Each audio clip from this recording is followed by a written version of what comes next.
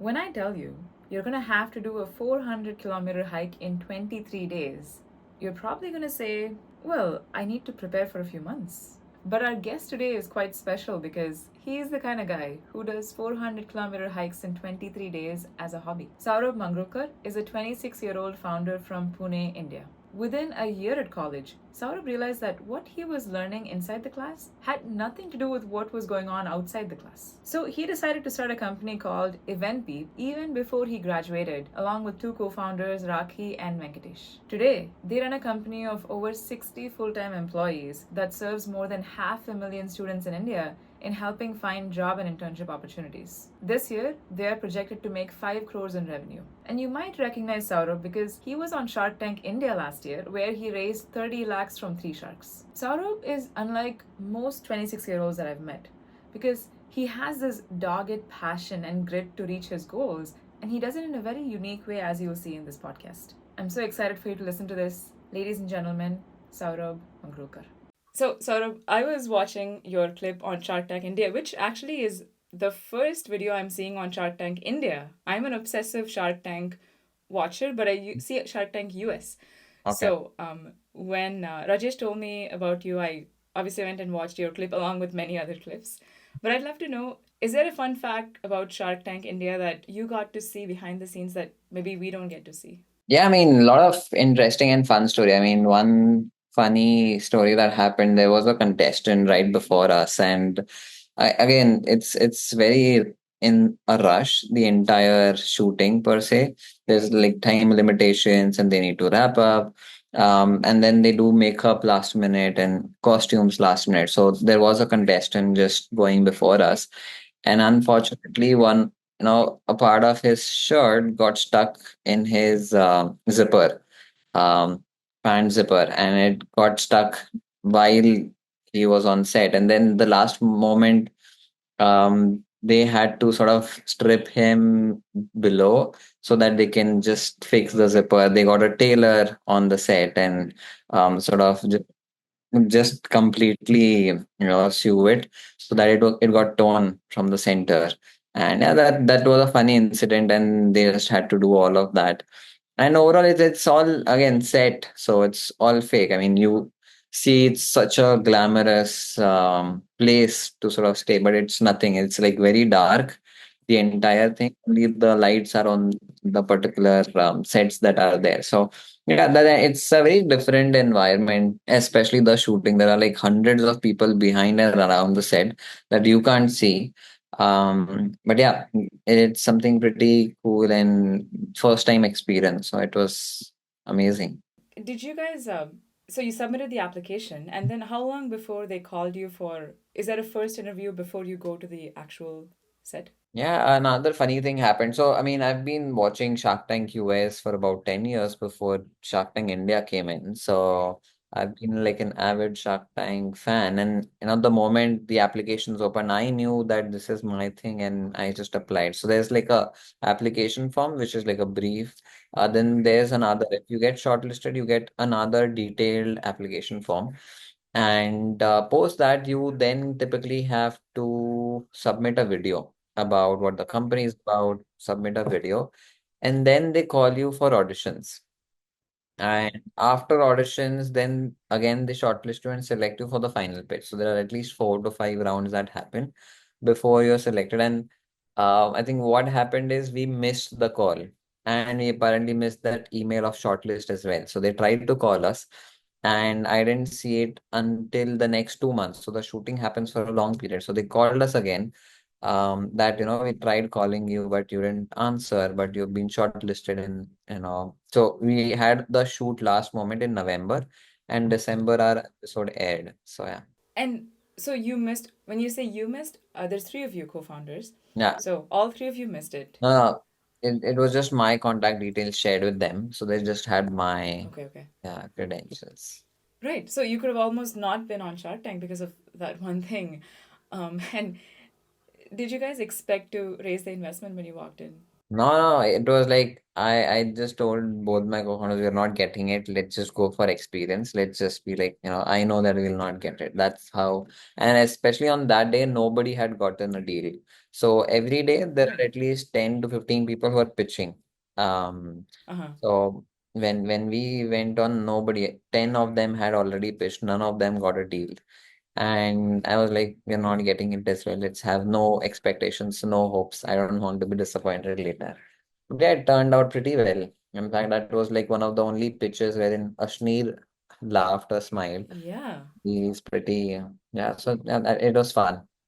And not just that, I mean, it seemed like the sharks were quickly interested, or at least that's the cut that we get to see. Yeah. I'm sure the actual pitch was it much longer Yeah, it was in 2 hours the actual long. The pitch? entire pitch was 2 hours long. They cut it to Okay. 10 minutes. There was a time wherein I was being asked questions back to back for about 50 minutes non-stop. It was just questions, one after the other. And there was a point after 50 minutes, Ashneer is like, okay, you know what, I'll give you the first deal. Whatever you're asking for, or even better. So there was like a Mm. battle also between sharks that apparently did not get aired, wherein everyone was fighting that I'll get. And then towards the end, Aman is like, if you want all of us in together, we're happy to do that as well. So yeah, there was a Mm. lot of story. Very interesting. I mean, I've read a lot about Shark Tank in general, and I know that the actual episode is at least an hour long, Yeah, although 2 hours seem yeah, kind of an outlier to me. And it's even more amazing that you guys got a deal because you were one of the last people to go on the day, so the judges were yeah. pretty exhausted by then, Right, probably, exactly. and they still like asked you questions. Amazing. So let's talk about your startup, EventBeep. Mhm. I know you talked about this briefly on Shark Tank. Where did you get the idea for it? I mean, we didn't jump onto the idea immediately. I think one is I've been pretty active volunteer, organizer, even before my schooling life. I was pretty active with organizing events, organizing festivals, just to sort of help. We also had an NGO of sorts. So I was pretty active more in the extracurricular space. I had also built a startup before even getting into college. The moment I got into college, I realized this is all donkey work. We're given an assignment and a assignment to just copy paste and fill out those books and just submit it. We learned nothing. And I said, the life outside is so amazing. I've experienced the practical side. I've built something. There's so much more, and these students are wasting their entire 4 years of life just copy pasting their assignments. And that's when I said, what, let's build a platform. Originally, the idea why it's called EventBeep, which is events notifications, was originally that we wanted students to go to college festivals, college events, so that they explore the practical side of things and get out of classrooms. So that was the original idea. We built that, we sold that company in the next 2 years. We scaled it to about 100,000 students in about a year or so. And then I had met at least 400 different colleges and directors. And I realized the problem is not just about a particular event. An event is not going to change a student's life. It is the entire college ecosystem, and entire education system is messed up. There's a stark difference between a tier one college, which an IIT and COEP, or the ones that I went into were, versus a tier two, tier three student. They don't have any aspiration. They do not have mentors. They do not have access to internship or job opportunities. Whereas if you look at IITs, even with an idea, the alumni will invest crores into a particular startup. They will have internship job opportunity they don't even need to ask for. If you look at their placements, they go in shorts and chappals to interviews, IITians, when placement drives typically happen. And it's all taken care of for them. Whereas tier two, tier three students, they do not have which different roles sort of exist. So we said, let's build something for them. They deserve to. Just because they did not get into a college does not mean majority of their life will go away. So that was the entire construct, that it will not just be a particular event. We need to build an ecosystem which replicates an IIT. So yeah, that's where we started. And today, what we're building, we have 500,000 students on the platform, and yeah, trying to help students in every way possible. Um, you seem so. I'm thinking of the right word. You seem so chill and modest about what you've done, Mhm. which is very admirable. But I do have to just say that 500,000 students, because on Shark Tank when I saw that episode, I thought the number was Yeah, 60,000 we had or 60,000 something you students. mentioned, Yeah, right? yeah, correct, And in just a couple years, you guys have gone from that to 500,000. correct. So, even before we talk about the growth, Hmm. I have to say you said something about I felt like I was doing donkey work. Um, I'm actually the quintessential donkey work person you would meet because I cared about grades so much all through school, college, grad school in the US. And only after graduating from grad school, I realized what the fuck? Like, what did I just do? I spent the last 10 years running behind grades Great, yeah. and not learning for the sake of learning. I, it seems like you realized that very early on. So, how did that happen? Like, did you just realize it yourself, or you were around people who were also like you?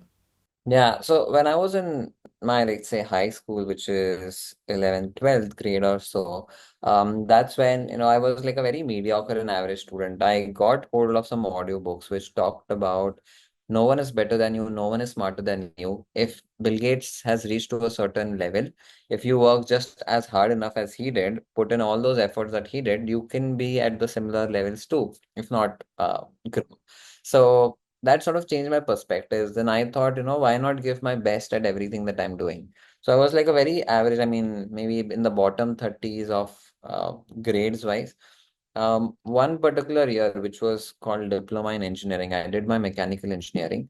In the final year, I said, I'm going to give all in. I am going to become the topper of my college. No one's better than me, no one's smarter than me. And I put everything. And just like everyone, I just put everything into studies, grades, and then made sure. And if not the topper, I was the second topper in my college. And then everything gone. 1 year, 2 year, I was just single-handedly studying hard. The moment all of that finished, I realized what's next. I mean, it just taught me to learn work hard. That's one thing that I'll give it. It taught me to work really, really hard. But apart from that, I've gained nothing. And I said I'm not going to study again. Since then, I had 2% was my college attendance. I did not attend college. I did not attend lectures. And I just focused on doing extracurricular, building startups, building initiatives, going out. So yeah, that's when I realized, okay, it's not going to help me, especially with the dreams that I have. It's not going to help me. What were the dreams you had back then? Yeah, so I had like a pretty, I mean, again, after those listening to those audiobooks, it talks to you about idealization, which is visualization in of sorts, which is 5 years down the line. Imagine you have all the resources that you need. Imagine you have no limitations. You have no limitations with network, money, and idealize the life that you want 5 years down the line. Close your eyes, put a timer, 20 minutes, 30 minutes and see yourself in the picture 5 years down the line. What is the life that you want? And today, the life that I'm living today is something I had seen 5 years ago, which is owning a startup, starting a company, having team members, doing something, and at let's say a particular valuation, the kind of money that I would have, the kind of impact that I would cause. So yeah, I had written at least 100 goals. Some of them are adventure related, sports related, some of them are luxury related, some of them are impact related of how I want to shape India and the cities that are around. Students. So yeah, a lot of impact, a lot of sports, fun, entertainment, and a lot of luxury. So yeah, it's a combination of all three of them. And relationships, which is with parents, family, and the kind of relations that I would want to build with people, which is community, social cause. Yeah. Overall, the goals were around these 3 to 4 areas. And yeah, I mean, just to give you and I used to write them down every single day. I would rather have a morning without breakfast, but I would not have a morning without goals. So I have my goal books. There are at least 10 to 15 of the books every single day I used to write goals that I want to achieve 5 years down the line. So yeah. And I mean, last month I caught hold of one of the books that I'd written about 6, 7 years ago, and 98% of all the goals were true. And the one which was not, which was about my health, which is gaining some weight and putting on some weight, I just couldn't find time to sort of put that. So, yeah, majority of the goals got complete, but I didn't sort of see that. Over. So many things to talk about just in what you said. You talked about relationships in your family. Mhm. So I was curious, what was your family's reaction when you decided to start the company and give up on academics, which I'm sure, according to them, Yeah, might still be important? yeah. And how has that changed in the last few years? It was difficult at start, especially when we started, or I started, missing at lectures, missing colleges, schools. Um, it was really difficult. They said, keep just complete your graduation, complete your college, complete your schooling, work for a couple of years, and do whatever you want to do. But first, work for some time, 2 years, 3 years until you get experience, and then you can do whatever you want. And then I had to like really influence their mind. So I used a lot of tactics. I used to just sort of put out a YouTube video. So Sandeep Maheshwari, all the motivational speakers here, and they spoke about you should let your kids do whatever they want. Let them be in charge of their life. So there were such 10 to 15 YouTube videos that I would just play on TV or their phone and ask them to just watch it so that their mind is open for me to do anything that I want to. So it started with that. They lend me some flexibility in terms of, okay, fine, do something that you want to.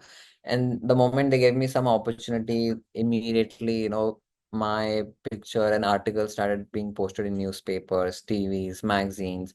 I used to get like this huge cash at home with the events that we used to organize, lakhs of rupees of cash I used to bring home and show them, what I've earned.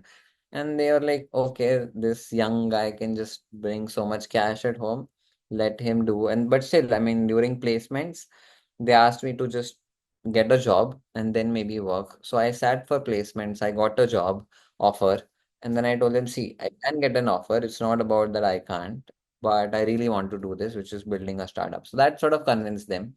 And yeah, now they're sort of on board, but they became even more on board once they saw me on Shark Tank. So One of my favorite quotes is some comedian said, "Parents don't want to kill your dreams; they just don't want to see you poor." yeah, So I think when parents start seeing that my kid can yeah, make it out on this on their own like this, yeah, you also mentioned that there is this 2% of goals that are still not met. So the only goal that you haven't met is the health goal about just gaining muscle. Is yeah, that it? yeah. Could be couple, which is let's say becoming a billionaire. Some of the goals are like too far-fetched and yeah, too ridiculous. But yeah, most of them did. I guess what's the most craziest goal you set 5 years ago that actually came true today? Building this company, what it worth now, 100 crore worth company, things like those. So majority of them are like complete. One of the ones that is like really surprising, I was like a very shy person. I was introvert, even scared to talk to my parents and people around me. So one of the goals that I'd set is ki I'll deliver a speech in front of thousands of people. So in just let's say couple of years from when I wrote that goal, I got an invitation for TEDx and TED Talk, and then I delivered talk to more than 1,500 people. So since then, it's been like a journey. So yeah, those are one of the goals, aspirations that have come through. All my sports and different certifications. One of the goals was also to sort of climb Mount Everest. But after, the one of the mountaineering courses that I did recently, I'm like, not now, maybe in future. Right, right, right. Um, yeah, that mountaineering course, just to, just so people know, 400 kilometers in 23 days is what you told Yeah, me, correct. right? That's right. Right. But it sounds like you're already on your way to get another certification. You said paramotoring. You're Yeah, trying to get that right now. correct. So on my track to complete a couple of certifications, scuba diving, paramotoring. Yeah, that's something we'll be doing by end of this year and early next year. Awesome. You talked about your daily routine with me, before this podcast, Mm-hmm, and what I noticed is you have kind of a very rigid routine until a certain point, at least when you told me. mm-hmm. And then it sounds like you also have enough free time in the day to do whatever you want. Is that right? That kind of. I mean, like to be honest, like a founder is never free. In short, it's like 24 by 7. There is no Saturday, Sunday, there's no holidays, there's no vacations. That's for sure. But yeah, initially, especially when the hustle, so it's just like something that which parents also taught you that, put a lot of energy and efforts right now and have like a relaxed life later on, or have a relaxed life right now and then you just suffer most of the time. I think that comes true when you're building something of your own. If you're working as an employee, it's not true. The more promoted you get, the more work you need to do. But especially with startups, the bigger the company gets, you can delegate work and responsibilities. So initially it was like 24/7, used to travel 30, 40 kilometers a day, um, sleepless nights, night outs, and just working and struggling. That entire hustle, which is still there, but yeah, it was very intense back then. I mean, majority. So we are like now 60 people team full time. I used to do all the 60 people work single-handedly, right from graphic designing, video editing, animation to web development to selling to marketing, investors, so finance, all of them single-handedly. So yeah, overall it started off us doing every single thing, and then now we have a team which sort of takes care. When did you and your co-founders feel like you had product market fit? Like it's happened and now it's going to take off fast. In fact, I think about a year back. I mean, until like a year, it was still sort of understanding what is the users really liking about our product, what are their aspirations, why are they installing it. Couple of pivots that we did really changed the perspective, which is we found hooks of why would students come on our platform, and major hooks that we identified over the period of years and learnings is students just care about three things. One, finding love or relationship. Second, entertainment, which is gaming or watching a movie, having fun. And third is getting a job or earning money. So these are only three motivations, huge motivations, which will make them to do anything, or maybe let's say in this case downloading an app or using a website. So we picked one motivation, which is earning money, jobs, internships, career. So that's one of the hooks that we used on the platform, which sort of motivated students and got those 500K users on our platform. So that was the pivotal moments, and now we have launched like different premium subscriptions. It's all organic. Students, most 70% of our users are organic and come through referral. So that I think is a big win. Initially, we had to struggle to get users. Right now, we just have to struggle to make a good product. Users are coming in. Did you guys ever have a referral incentive program to get people We in? did, yeah. We had a campus ambassador program. We still do. For some months in a year, wherein we reward students who refer different students on the platform. We also have in-app referral program wherein you get coins if you refer student, and you get freebies, which is headphones, speakers, Mm. chargers, wireless chargers as a part of the rewards. And all they have to do is just get someone to download your app and Yeah, sign up. That's it. that's it. Yeah. I think that's what like you're keeping the bar for entry so low to Mhm. refer someone. You're not asking them to pay anything. I guess students are the hardest people to also get money out Right. of, right? Yeah. Because they don't have any. Correct. Um, so okay, so that really took off. Is there anything else that you saw that really help you go from 60,000 to 500,000 in a few years? One would be Shark Tank for sure. The moment we uh, 1 to 2 lakh users just came through Shark Tank. And then it was network effects, momentum. We did a lot of marketing strategies, which is more like product driven. We did not spend anything on marketing specifically. It was all product driven and organic content that we create, which is to help students. That's it. You mentioned this yourself that you gamify the experience in some way by right, giving headphones or coupons to things. Who thought of that idea, and how did you get these brands to give their products? Are you guys purchasing them, or you're just telling them, hey, you get to be put in front of so many people? Correct. So it's more like a barter deal. They get eyes, publicity, and in turn, they sell their products and visibility.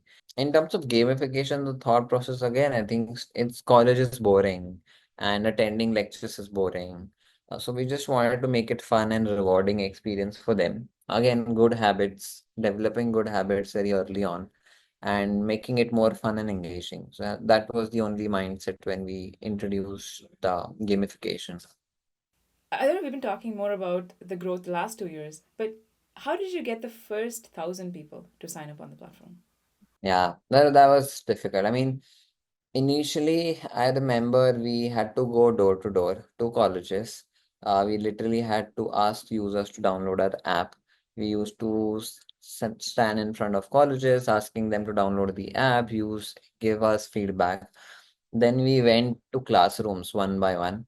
We asked that, and because we wanted to get permissions faster, we said that, we want a feedback from students, and a printed form used to take in every classroom and ask them to just fill it and download the app. So those were one of the strategies that we started off with. If you want the report of your form, download the app. Different hacks, giveaways. So yeah, that's how it started. First 1,000 users, it was all door to door, going to colleges, giving seminars, asking them to download the app. Like a pretty manual work we did initially. Right. And back then, when you say we, it's just you and two co-founders, right? The three of Yeah, you. correct. So there were also a lot of college friends. Um, So there are kind of people, right? I mean, initially when you're starting off, you don't know how to build a team. So like people were like, hey, very cool. You started a company. Okay, we are also part. And then I took everyone in. I'm like, okay, whoever wants to come in, just join me. And then we had like 8 vice presidents, 2 directors, 4 chief executive officers. So it was like all kids show. But yeah, everyone loved the cards, visiting cards and business cards that they had, but none of them worked. But they used to show off, I'm building this company and things like that. So it was pretty cool, but just couple of us really worked and did some work. Most of them were just sort of showing off and pretending to work. Uh, who was your very first full-time employee? What was the role for that employee?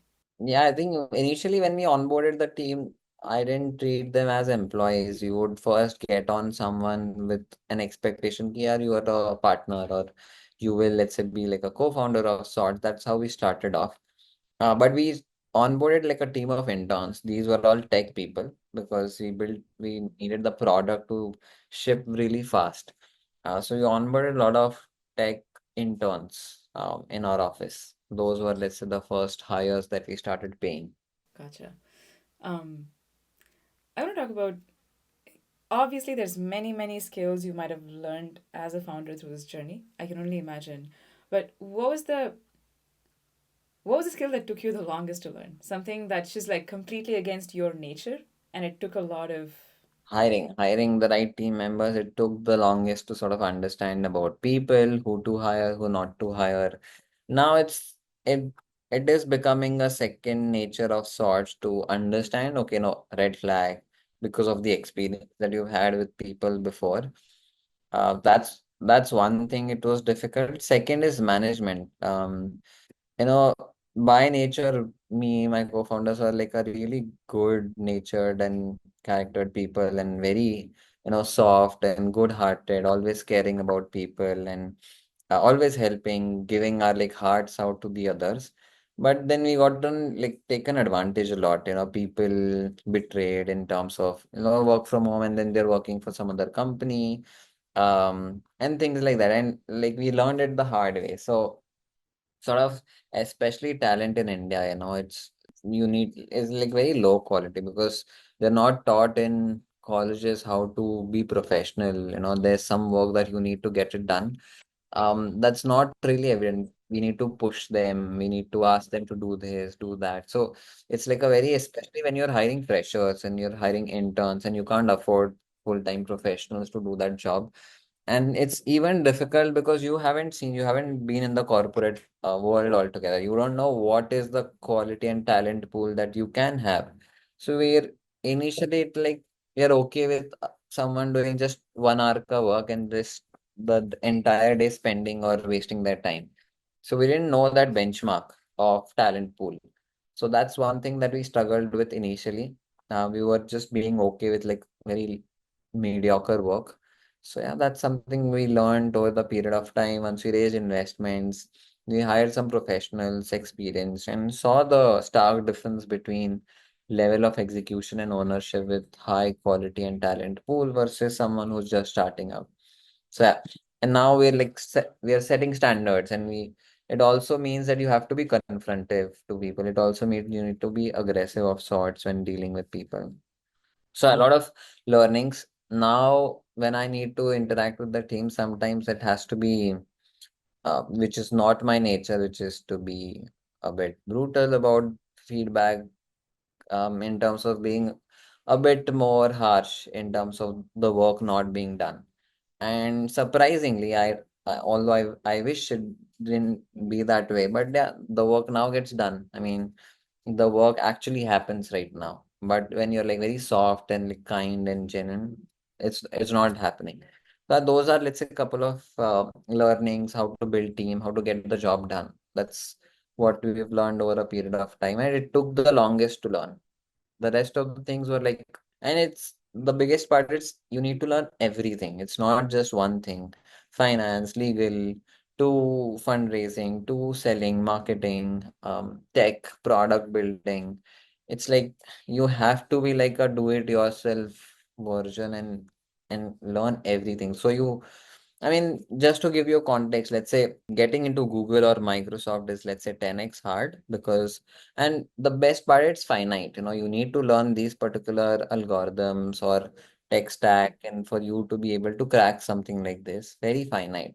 Especially in a startup, it's infinite. You need to be at least 100x harder of how it's simpler to just work in a job versus building everything from scratch and figuring everything out. So it's that hard. And yeah, it requires some patience, hard work, effort, self-learning, a bit of everything. Yeah. That really hits home because it sounds like giving harsh feedback.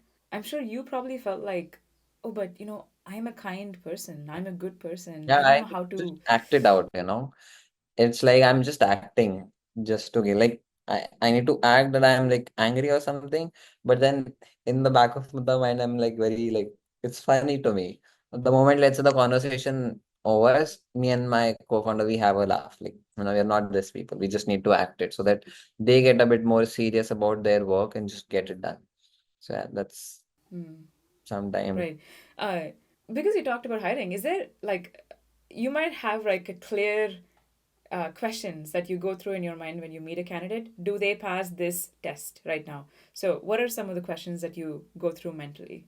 Yeah, there are, let's say, three, four things that we look at a particular candidate. One is hunger, that person, because people are very used to, especially of corporate. This is a startup, it's not an MNC. It's not like there are, let's say, multiple layers of people working for one particular department. Here, it's one department, it's you. And if you don't work, the company is like stagnant. So, one thing that we need to look for is hunger. So this person is hungry for growth. This person wants to excel in his or her life. And that's one thing that we look for. Second is how smart he or she is. I mean, your issue is I can't deal with all the issues. Once you're onboarded, you need to figure out for your own department where do you head, solve problems. So that's second. Third is hard work. We see because there's no um Eh, because you're against some giants who have been in the industry for some, let's say, last 20 years or so. If you want to compete and if you want to be aggressive, one thing that you have is efforts, and second is like a niche or so. So that's another thing that we look is this person hardworking enough? He or she can just go above and beyond. So, you said hunger, ownership, and hardworking. Yeah. Three things that you guys look for. Yeah, yeah. And then there's character, which is there's a lot of people come in with like corporate politics, and it doesn't just digest here because it's just a startup, like a small organization, and people start doing politics, gossips in like a very small. It just kills the culture that you're sort of setting up and building. So that's another thing that we look for is the character, because you can't teach character. You can teach skills, you can teach what are, let's say, particular demographics, but you can't teach character because a person has built his or her character through a 20 to 30 years time range. So yeah, that's what we look for, is how good of a character this person has. Amazing. You talked about the 5 year goal you set 5 years ago. Can you talk about the 5 year goal from now? You probably set 100 goals, but what are a few of them for the next 5 years? Yeah. So I mean, I'm looking at, let's say, sort of building couple of more companies globally. So that's number one. Second is, in terms of net worth and in terms of cash, there are, let's say, financial goals of 100 crores, 500 crores, around those figures. Third is around impact, how and what we are going to change students' life and the kind of impact that we want to bring in, how we're seeing India change. So there are also like a lot of impactful things that we're looking to bring in. So yeah, that's something that we're looking at, which is in terms of aspirations, particularly financial one. Second is around the sort of impact that I'm looking at. Third is in terms of businesses and companies creation. Fourth is around sports. So there's a lot of achievements, maybe Mount Everest, maybe scuba diving across, and a lot of different expeditions that I'm planning. Amazon rainforest, trek there. So yeah, a lot of pretty adventurous things that we're sort of planning in my head, and the goals that I've set for myself, and more like in sense of professional, the number of and the kind of companies that I also want to build. So I want to build at least 10 businesses in the next, let's say, 10, 15 years. So yeah, those are, let's say, the earliest ones. Awesome. The last question I'll ask you, and I think I know the answer, but I want to hear you say it, is if you didn't bet on yourself, if you hadn't dropped out of school, if you hadn't found your co founders to start EventBeep, what do you think you'll be doing right now? I mean, if you had asked me this question last year, I would have said I would have probably joined army. But after that mountaineering course with the armed forces, I knew that this is not something I would do. There's no sort of creative output. I don't think, I mean, I would have been in sports, professional sports, be it tennis, football, table tennis, cricket. I mean, I play so many sports. So yeah, one of them, badminton. I would have been like a professional sports player, if not this. Probably you would have been at a national level as well, but amazing. Yeah. Thanks so much, Saurabh.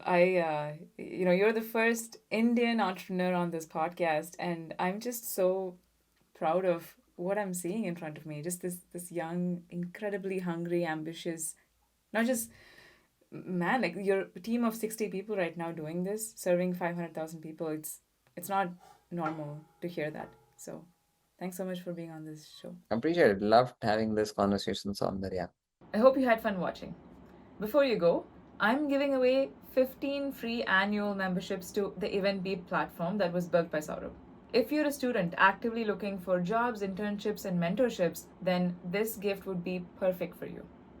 To enter the giveaway, all you have to do is visit go.1000daysoflove.com/giveaway and enter your name and email. We'll pick people at random from the last 7 days. So make sure to enter the giveaway as soon as you see this podcast. And until next time, take care.